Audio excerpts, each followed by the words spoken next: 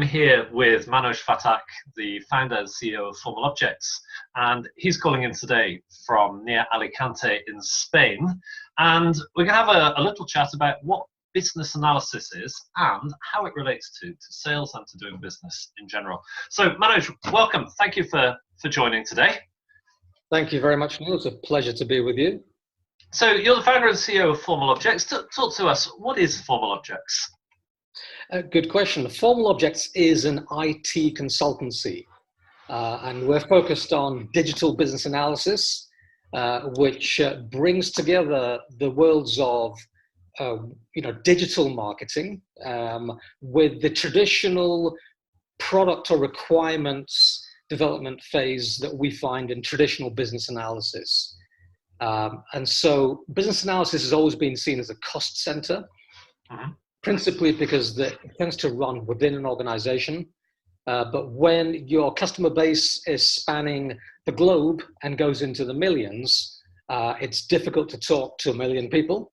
And so we can rely on the techniques that we already have in digital marketing, looking for trends, for example, to try and understand what people are looking for, what customers want, and how we can get that correct product market fit.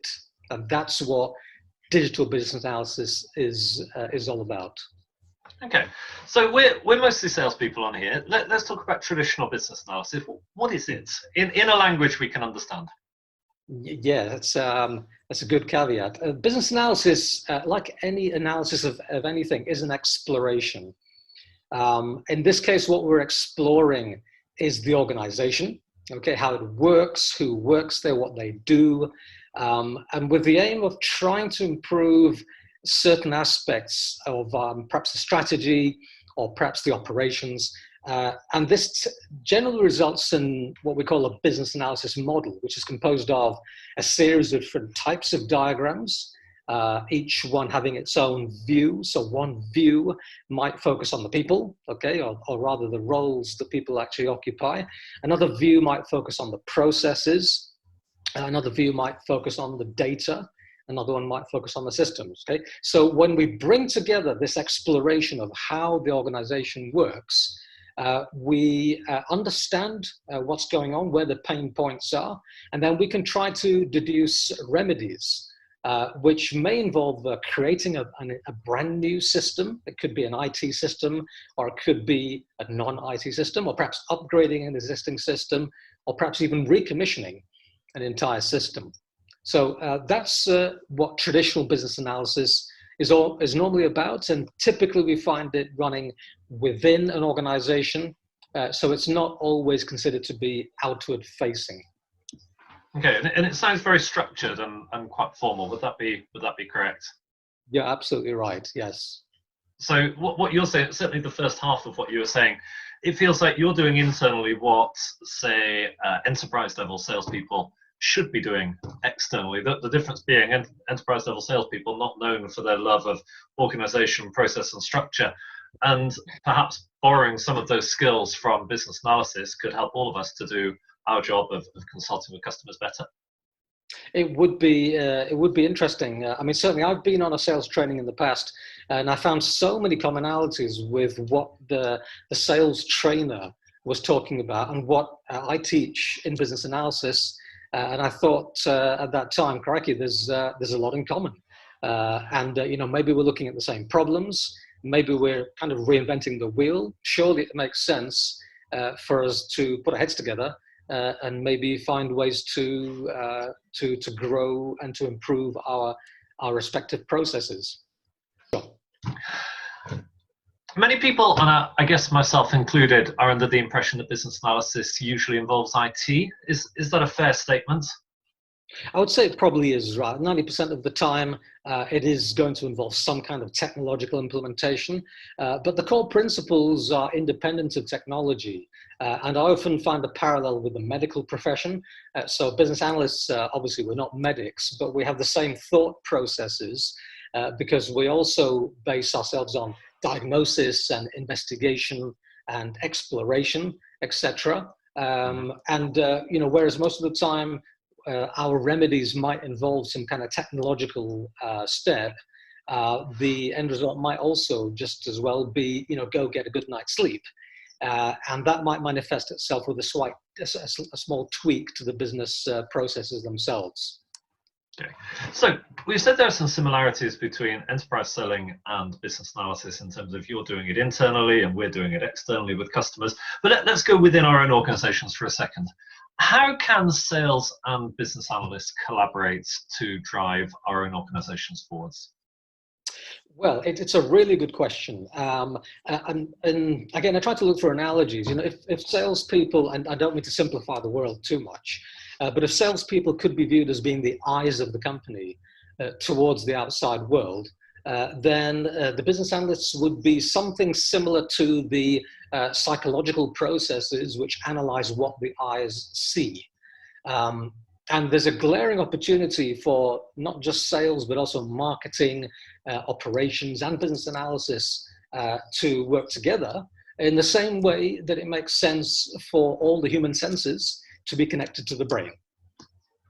Okay, and you sound very passionate when you're talking about this, and it's lively the way you illustrate it. What do you love about business analysis? What's the thing that makes you get out of bed in the morning? Yeah, I like solving problems, and I like seeing the end result of gains in efficiency or improvements in cost cutting. I like saving people money, and I like seeing the end result being an increase, above all, an increase in profitability.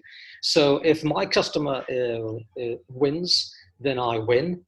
That's my viewpoint. And so a lot of the times, in fact, I'm telling organizations to stop spending money, to stop spending money on things which are not really giving them some kind of real sort of deliverable of value.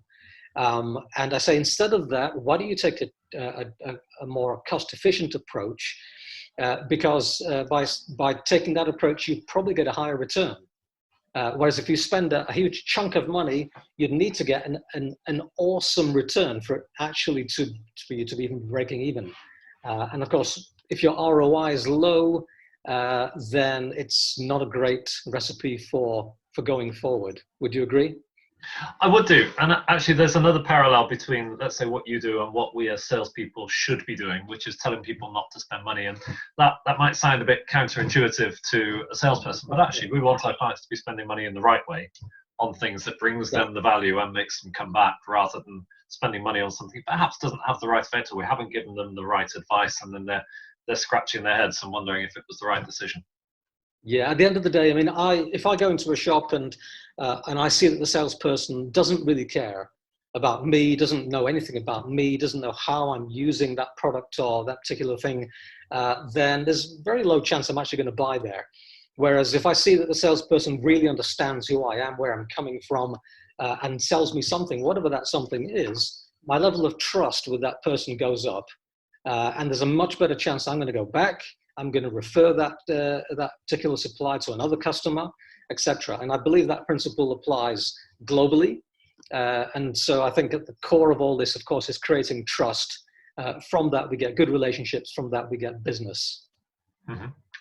So over the last 10, 15 years, business analysis has developed a lot, from certainly in Europe being something this big to something kind of this big. It's now recognized and well understood. Where do you see it going in the next 10, 15 years? Well, I see business analysis consolidating from the discipline that we consider it to be today to being more of a formalized profession, a bit more similar to, say, project management or data architecture. And I think business analysts need to move more towards a number-based approach where we're focused on the bottom line. So if we're trying to convince the C-suite, so the senior decision makers in the company, I believe business analysts should automatically try to explain things in terms of incomes and savings and profits, because at the end of the day, everybody understands dollars and euros and pounds sterling. And if we can break down the problems to numerical values, it's a lot easier to quantify and compare and then make decisions based on that. Okay. And Manoj, I guess you know I do quite a bit of work in the project management field, and I come across project managers fairly regularly who don't know they are project managers. You know, it's not in their Yeah. job title, but they are managing projects. Are there people out there who are business analysts without realizing it? Absolutely. In fact, the core principles of analysis and exploration, they don't belong to business analysis. We've just given it a name because it was the work that was being done by a group of people. But in fact, that work gets done by project managers, it gets done by program managers, it gets done by quality engineers, data professionals, process owners, product owners. Okay, so there's plenty of people out there who can benefit from looking at the body of knowledge that we've created within the business analysis world, and seeing how it can provide value to them, even though they're not business analysts. Okay. Manoj, thank you for dialing in today from sunny Spain. Thank you for sharing your input with us. Really interesting to hear some of the things which perhaps we have in common from the other point of view. Thank you very much, Neil, for giving me this chance to speak. Thank you. Bye-bye. Bye-bye.